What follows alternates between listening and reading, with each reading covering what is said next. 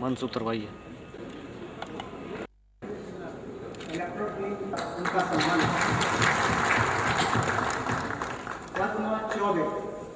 हमारे आयोजन सफल कर सके। मैडम हटिए ना।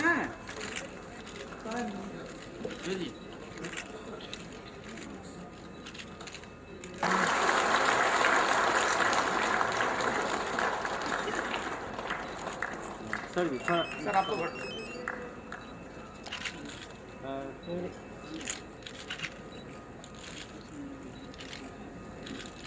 माननीय मुख्य न्यायाधीश न्यायमूर्ति वरिष्ठतम न्यायमूर्ति सरवर अली साहब, सेवानिवृत्त न्यायाधीश माननीय न्यायमूर्ति नारायण प्रसाद जी, माननीय न्यायाधीशगण, बिहार न्यायिक सेवा संघ के अध्यक्ष श्री नरेश कुमार सिन्हा जी, सचिव श्री सुनीति कुमार जी, बिहार के विधि सचिव और legal remembrancer sir Shri Yogendra Prasad ji, विद्वान महाधिवक्ता श्री पी.के. शाही जी, बिहार न्यायिक सेवा संघ के सभी प्रतिनिधिगण, मीडिया के प्रतिनिधिगण, अन्य अतिथिगण, मैं सबसे पहले बिहार न्यायिक सेवा संघ को धन्यवाद देता हूं कि उन्होंने अपने वार्षिक अधिवेशन के अवसर पर मुझे निमंत्रित किया है और मैं उन्हें इस सम्मेलन के लिए बधाइयां भी देना चाहता हूं।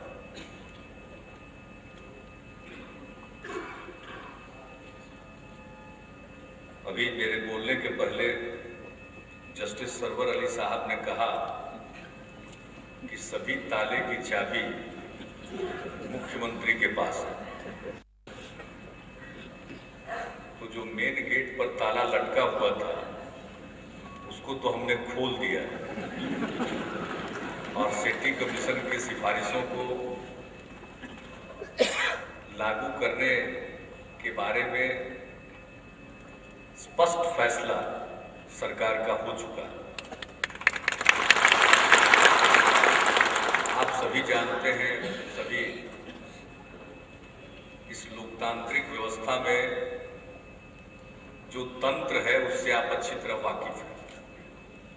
कभी कभी आप नाराज होते हैं तो उनको कटघरे में भी खड़ा कर देते हैं, लेकिन आप सबको मालूम है हर प्रकार के अगर मगर के बाद भी जब मेरे पास निर्णय के लिए वो विषय आया तो मैंने अपनी तरफ से यही आदेश दिया कि माननीय सर्वोच्च न्यायालय के निर्णय का अक्षरशः पालन किया जाना चाहिए और उसी के मुताबिक मंत्रिपरिषद ने भी निर्णय ले लिया। आप सभी जानते हैं, हम तो समझ रहे थे कि नरेश बाबू कम से कम इस सम्मेलन में अब कोई नई मांग पेश नहीं करेंगे, लेकिन एक के बाद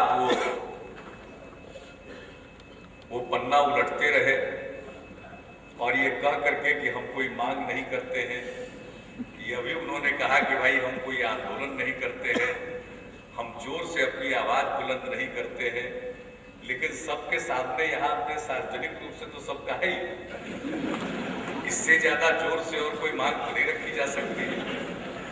जहाँ महामहिम राज्यपाल भी बैठे हो, माननीय मुख्य न्यायाधीश भी बैठे हुए हो, पूरा माननीय उच्च न्यायालय बैठा हुआ हो, सब यही बैठे हैं और उस समय आप अपनी बात रख रहे हैं।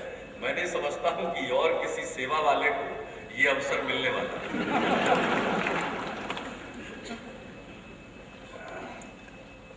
हमारी सरकार से जो भी संभव हो रहा,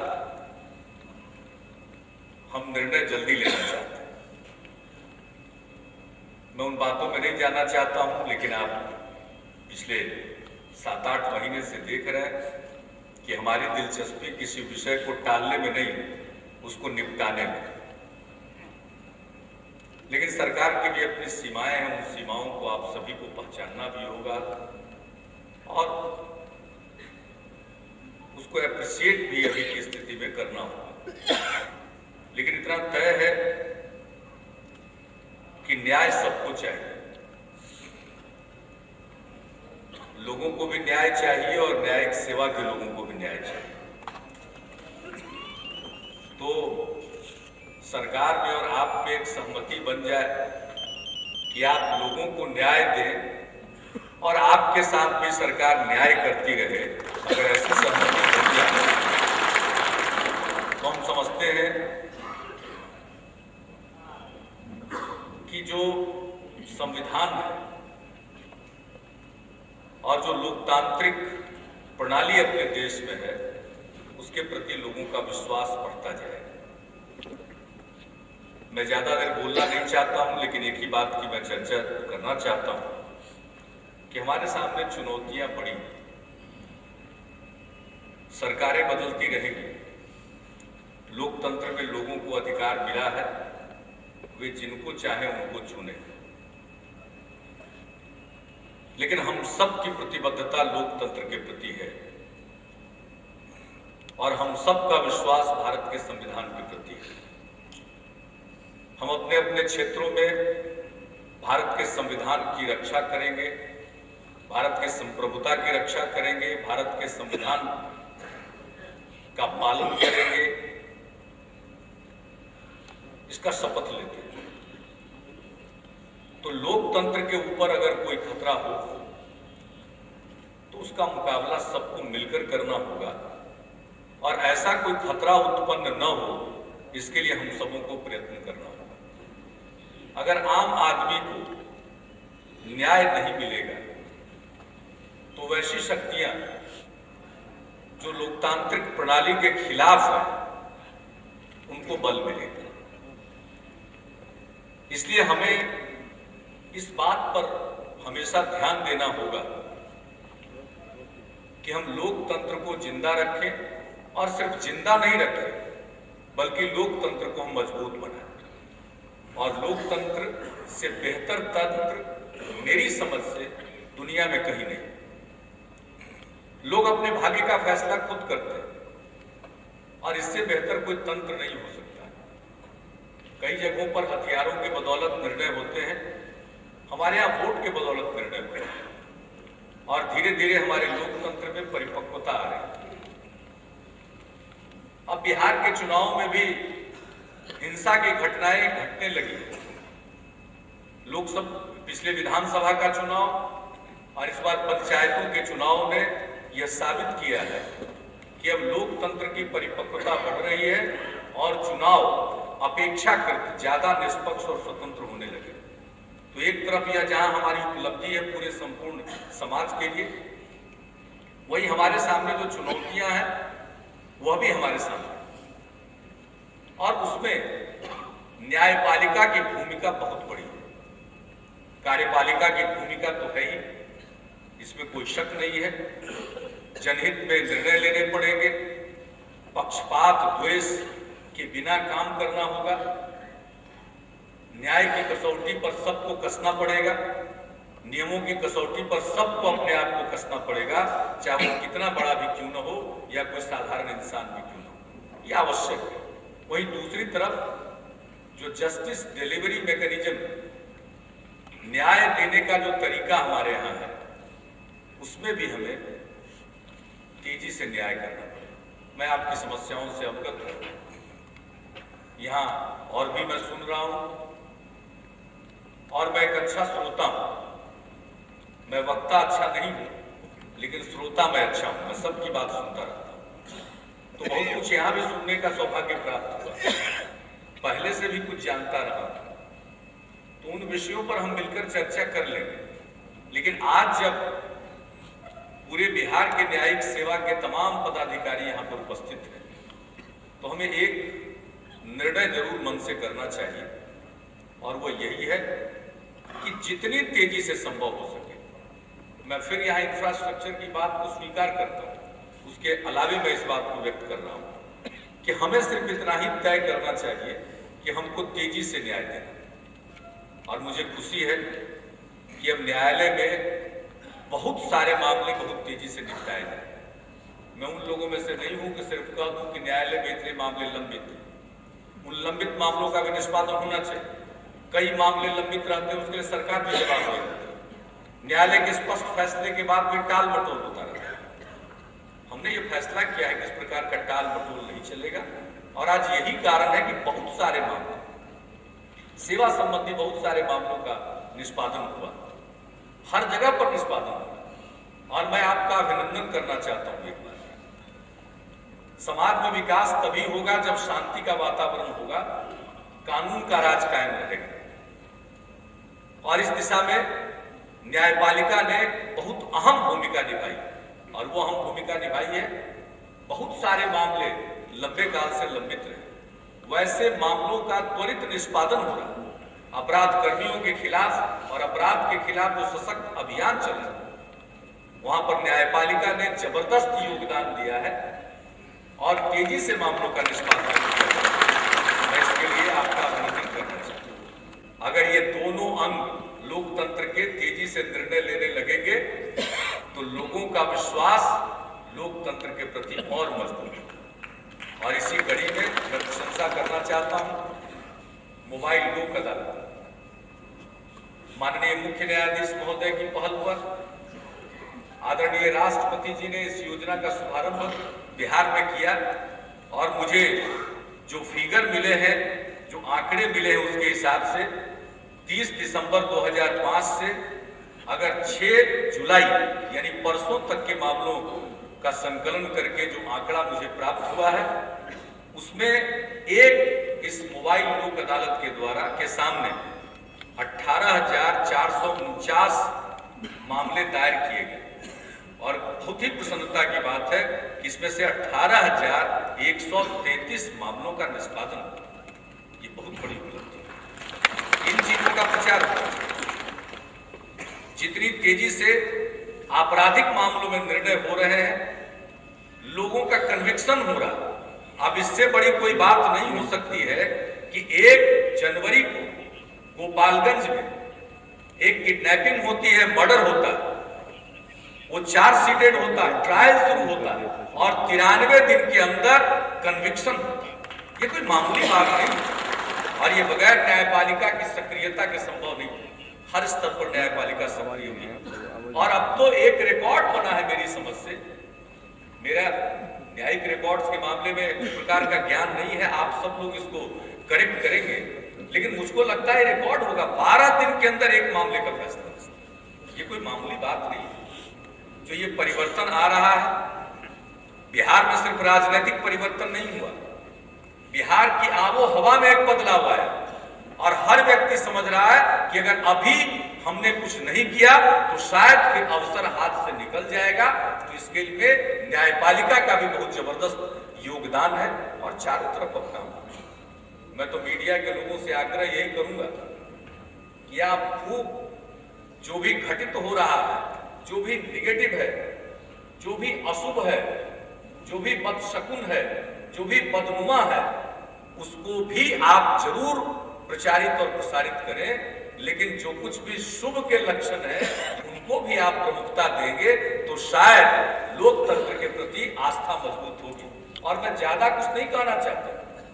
मीडिया के बंधुओं, अगर लोकतंत्र मजबूत है तभी आपकी आजादी है। अगर लोकतंत्र गया तो आपकी आजादी भी चली जाएगी। इस बात का हमेशा ख्याल रखें। इसलिए लोकतंत्र को मजबूत बनाने की दिशा में जो भी कदम उठाए जाए, समस्याएं तो अनेक, कदम कदम पर समस्या है, कदम कदम पर बाधाएं। आप कोई अच्छी बात करते होंगे और पता चला कि 2 लोगों ने पूरे माहौल को बिगाड़ दिया, तो ये चलता रहेगा। लेकिन जब तक माहौल कोई बिगाड़ने वाला न रहे तब तक हम कोई कदम नहीं बढ़ाएंगे, यह संभव नहीं। हम तो देहात में रहते हैं और देहात से निकल करके आए हैं। मक्खियां बहुत होती थी तो हम लोग बचपन में सुनते थे कि भाई मक्खियों का उन्मूलन करने के बाद खाना पर हम नहीं बैठते। खाना पर बैठ जाते हैं, एक हाथ से मक्खी को इधर उधर करते रहते हैं और दूसरे हाथ से कौर मुंह में डालते रहते हैं। तो यही समाज की स्थिति है। जितनी गड़बड़ियां हैं उससे लड़ते भी रहना पड़ेगा और काम भी करते रहना होगा, तभी समाज मजबूत बनेगा। और देखिए, सबों के सहयोग से ही यह संभव हो। कार्यपालिका, न्यायपालिका, विधायिका और चौथा स्तंभ मीडिया, ये सब को मिलकर के तय करना है कि हम हीरो किसको बनाएंगे। हीरो किसको बनाना है हमें तय करना है।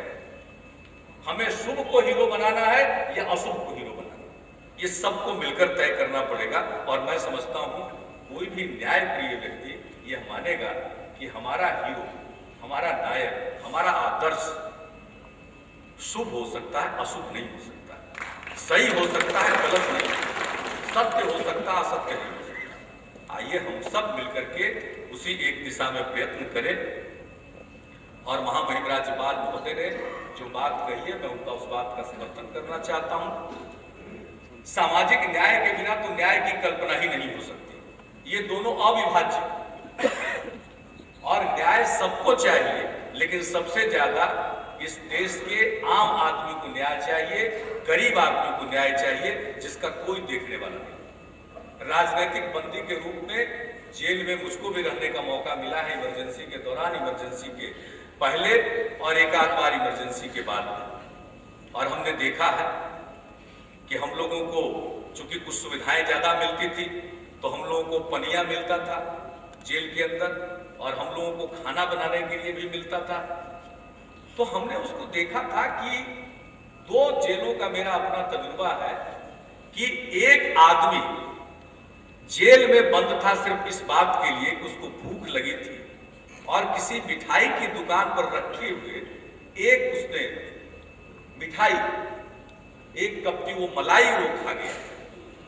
उसके चलते वो बहुत दिन से जेल में था। और एक आदमी हमको मिला था एक जेल में, जो एक बोझा वो घास चोरी करने का उस पर आरोप था। तो ऐसे मामले भी जेलों में है, हम लोगों का अनुभव है। तो उस गरीब आदमी को न्याय चाहिए, और आजादी सबको पसंद है। उसका मेरा एक अपना तजुर्बा इमरजेंसी के दिनों में, जब मैं गिरफ्तार हुआ था तो आरा जेल में शुरू के कुछ दिनों में था। वहां हमने देखा कि सत्याग्रह करते हुए जिस कारण से भी एक व्यक्ति आया हुआ था, वो भीख मांगा करता था। अब बाहर दिन भर भीख उसको मिला नहीं मिला, किस प्रकार का खा रहा नहीं खा रहा, लेकिन जेल के अंदर जेल मैनुअल के हिसाब से उसको भरपेट भोजन मिल रहा था, उसको वस्त्र भी मिल गया था। लेकिन हमने पूछा, युवावस्था में हमने पूछा, अध्ययन के लिए पूछा कि यह आदमी जेल से बाहर क्यों जाना चाहता है। बाहर तो इसकी कोई दुनिया नहीं है, इसका कोई जीवन नहीं है, लेकिन हमने पूछा कि आप क्यों बाहर जाना चाहते हैं। उस आदमी ने कहा कि आजादी, ये जेल की चहारदीवारी में हम नहीं रहना चाहते। तो आजादी सबको प्रिय है, इसलिए न्याय सबको चाहिए, और सबसे ज्यादा न्याय चाहिए जो समाज के निचले पायदान पर है। तो हम सब उसका ध्यान करके अगर कुछ काम करेंगे तो हम सब मिलकर के देश को आगे बढ़ाएंगे, गहराए। और ये लोकतंत्र की जननी, यही पहला गणतंत्र हुआ था। हम फिर से इस लोकतंत्र को मजबूत करने का संदेश इसी बिहार से दें। और बिहार में गजब की वेदा है और गजब की प्रतिभा। सबसे ज्यादा प्रतिभाशाली लोग बिहार में और सबसे ज्यादा विनती लोग बिहार में। तो उनकी मेधा और प्रतिभा का और उनकी मेहनत का अगर इस्तेमाल हम सब मिलकर करेंगे तो बिहार का कोई मुकाबला नहीं होगा। बिहार इस देश का अग्रणी प्रदेश होगा, फिर से अपने पुराने गौरव को प्राप्त करेगा। तो इन्हीं शब्दों के साथ न्यायिक सेवा संघ के इस सम्मेलन में आप सबको मेरी शुभकामनाएं हैं। इतना ही मैं कहूंगा कि सरकार आपके प्रति, आपके हितों के प्रति सचेत रहेगी, सजग रहेगी, और सरकार की यही अपेक्षा होगी कि आप भी लोगों के हित के प्रति न्याय दिलाने के लिए उसी प्रकार से सचेत रहें, सजग रहें, सक्रिय रहें।